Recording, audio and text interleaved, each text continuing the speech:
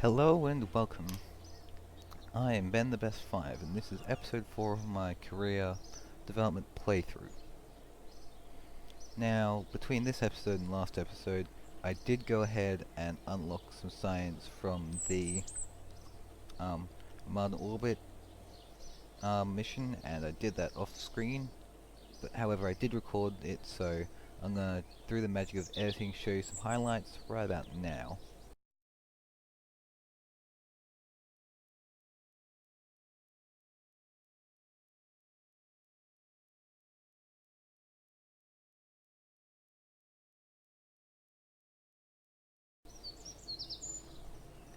Alright, and now that that's done, we have in fact unlocked the parts to carry 3 people to the Mun and land on it, which is our next contract. Well, our next contract is actually just to land somebody on the Mun and then plant a flag.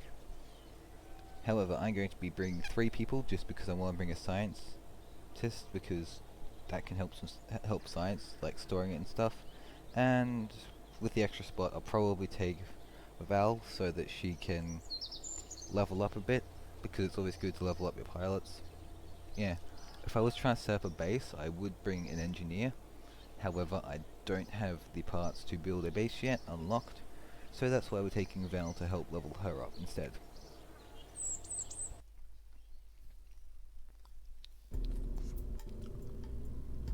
Alrighty, here we are developing something which can go to the Mun.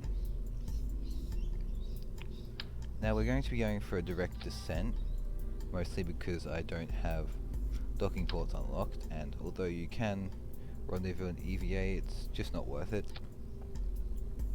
So we're just going to be staying down a single capsule with 3 Kerbals on it, and it's going to have a booster below it which will be recovered, and then maybe depending on how capable the engine and stuff is, I might have to include an expendable transfer stage to get the capsule and service bay to Mun orbit with enough fuel left over to land, take off again, and then return home.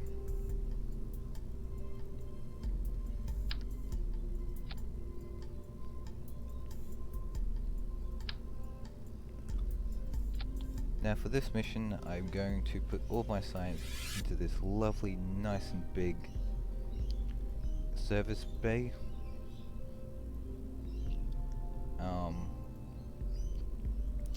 However, we're still going to attach it on re-entry, just because although we could probably try and safely take it down, it's not worth it.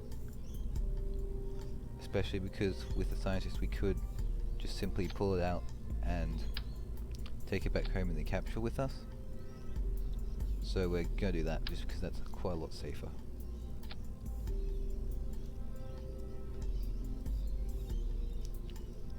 Also, for this vehicle, although it doesn't necessarily need solar panels on it to function like a satellite would, I'm still going to put some solar panels on it so that it can refuel, so that my Kerbals can easily access the RCS on board. So RCS, control wheels.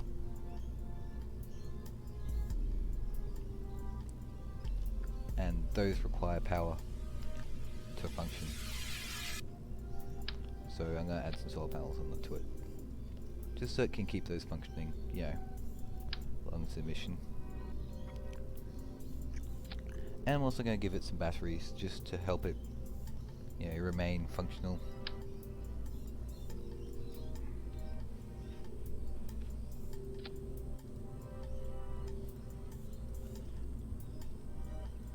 So this capsule here should have everything we need to land, hopefully. Alright, 2,300 meters of delta V. That should be enough delta V to safely get us all the way to the Mun and back. So now we just need to develop ourselves a booster. Like all of my other boosters, I'm going to try and recover this one, just because recovery really does help your finances.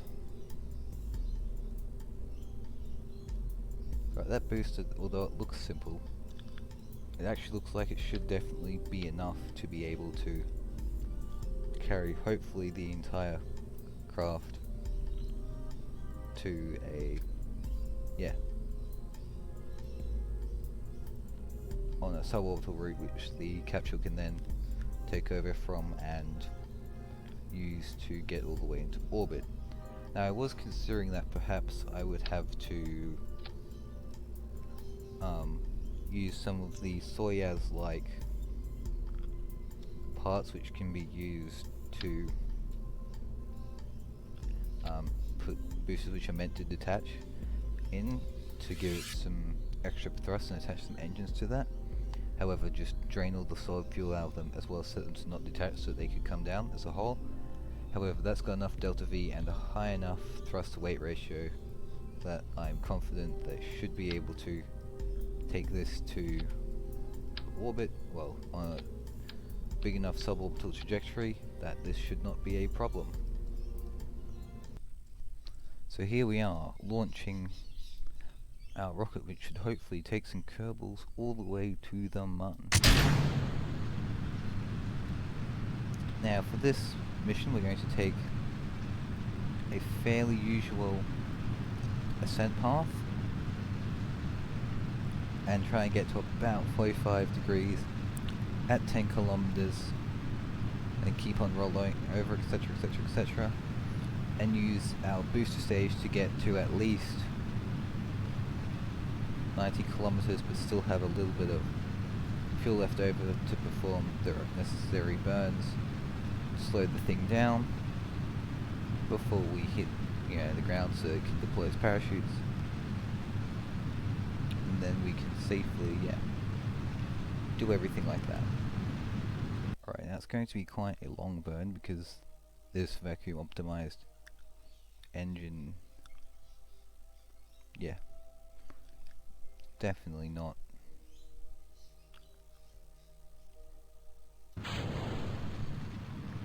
the best for, necessarily the best for carrying big payloads, but it will do fine for our purposes.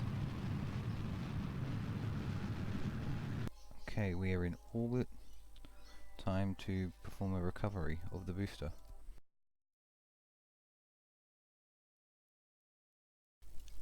Alrighty, so here we are performing our voyage, I guess you could call it, to the Mun.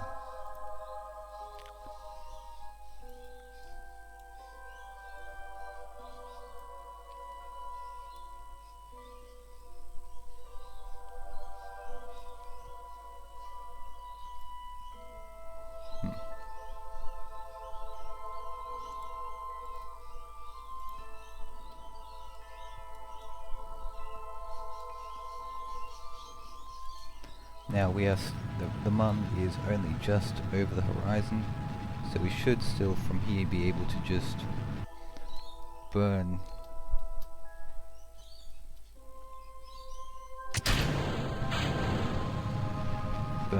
prograde and increase our apoapsis until we can get to the Mun.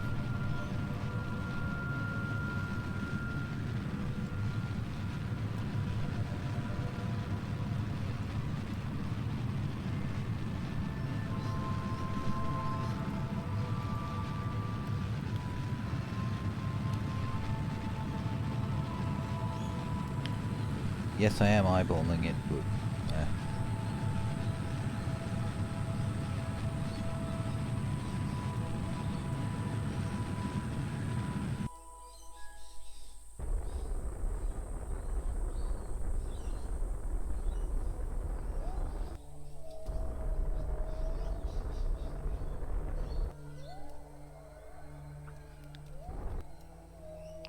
there we go. A very nice 30, very nice 30 kilometer periapsis that we can then use to circularize and then land on the Mun.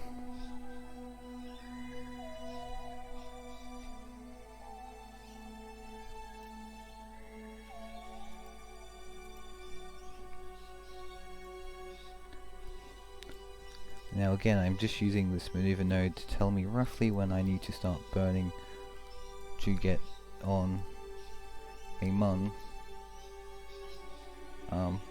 orbit.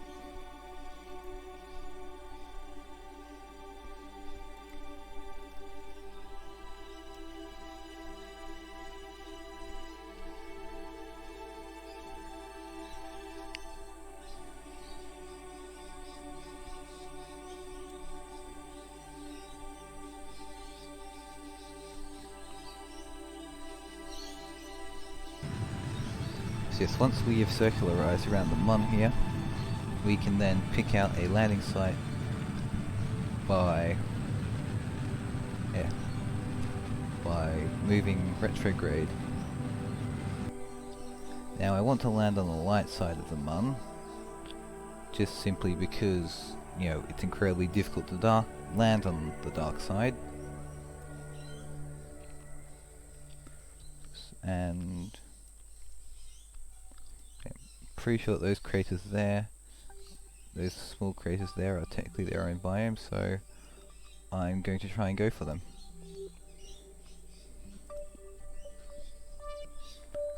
And yes, landing on the Mun is, or at least deorbiting from the Mun is basically the same as deorbiting from Kerbin. Or anybody really, you just face retrograde and burn.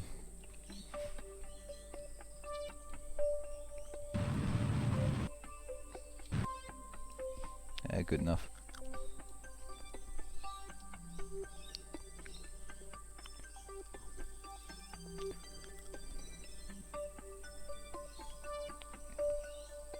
Now I switched the navigation there to tell me how high I am from the actual surface, not sea level, just because that's a lot more useful for trying to land, because I could be landing somewhere which is a bit higher than sea level, so I want to know that information.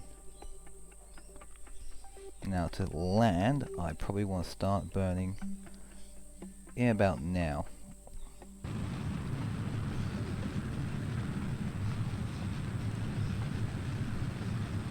To try and kill off most of our velocity fast enough before we head for, well, a very fast ground landing, resulting in Kerbal squish.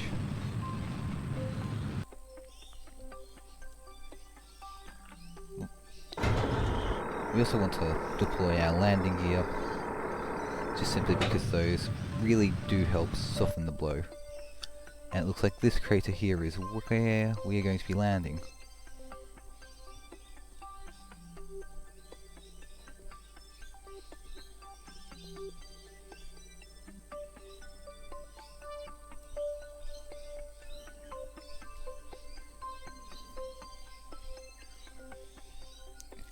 Now from here on in, we want to just descend slowly, so we want to have our engine throttled up just a little bit, so our thrust to weight ratio is just above 1, so that we can slowly slow down. And just before we get to the surface, we want to maybe throttle up just a bit so that we can quickly kill off our speed. Like that. From here on in, it should be pretty easy just to slowly lower ourselves down to surface.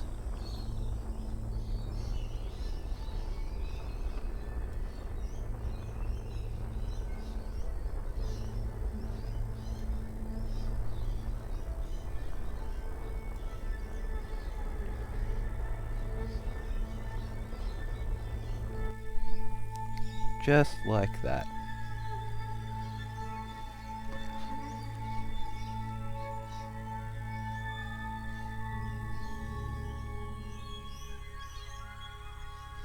We are going to rock a little bit because we did land on a bit of a slope.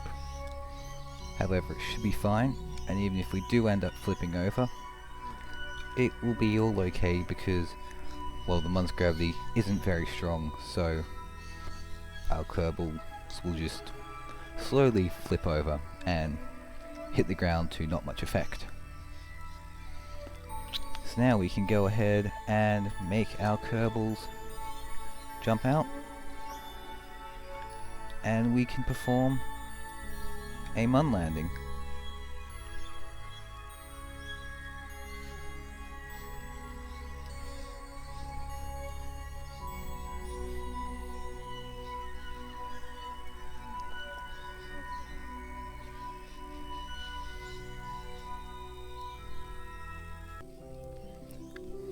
And there we have it, 3 Kerbals, all safely down to the surface of the Mun.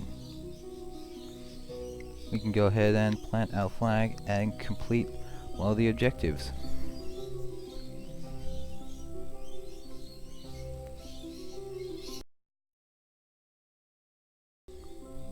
And now we are on the Mun. We can in fact perform some of that very important science. Now we are going to have to send one of our Kerbals back up there to control it. And crash into it apparently. So we can open up those bay doors and get to the science inside.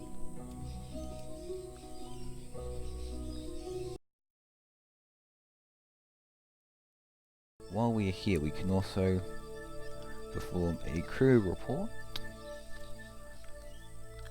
And we can also come down to Valentina, who can in fact take a surface sample, which is worth a lot of science, and she can perform an EVA report.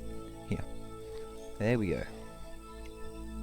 You can also scan around to see if there is some things which we could perhaps collect. And I see a rock over there, and hopefully that's a surface feature which she can pick up and collect some science from. Or it might be something which you have to scan, I'm not too sure at this stage.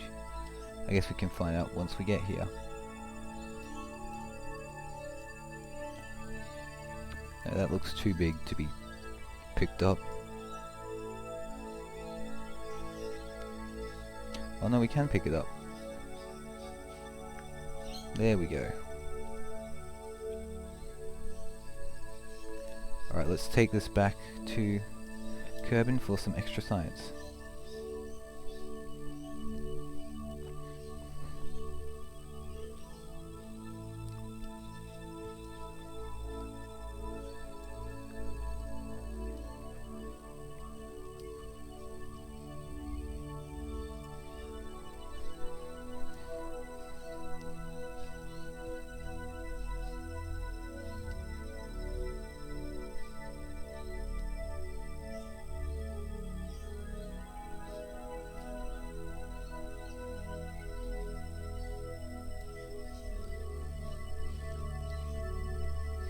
Now with our scientist Kerbal here, we are in fact going to take the science out of the bay, just simply because we are going to be discarding the entire service module of this craft, and with it the science experiments, and well, we want to bring back all of that useful science to unlock more parts. However, we can't do that if the science is destroyed.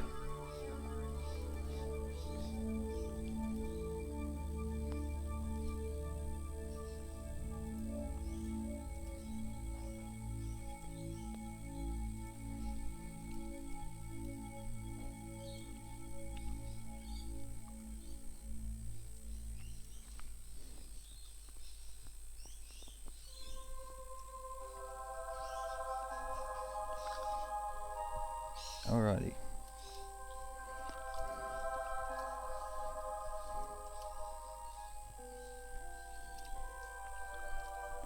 Oop.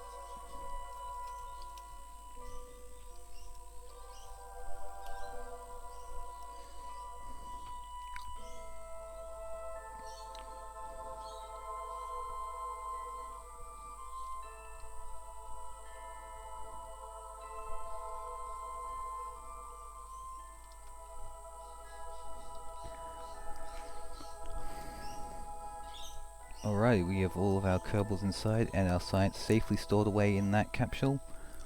We are now ready to go back home. Alright, so here we are taking off from the surface of the Mun back to Kerbin.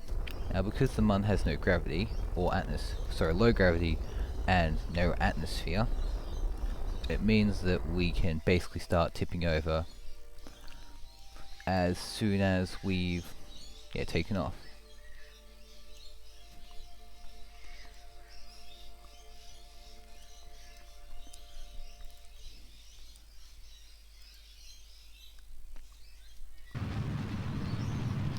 And flying straight, just so long as we've gotten past all of the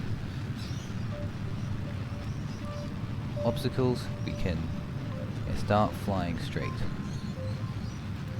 like that to kick ourselves into an orbit.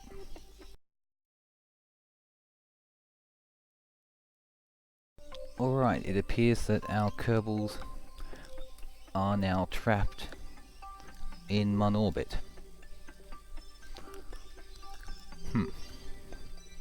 Well, this is a bit of a predicament. Luckily for us, we can send a craft to go and rescue them.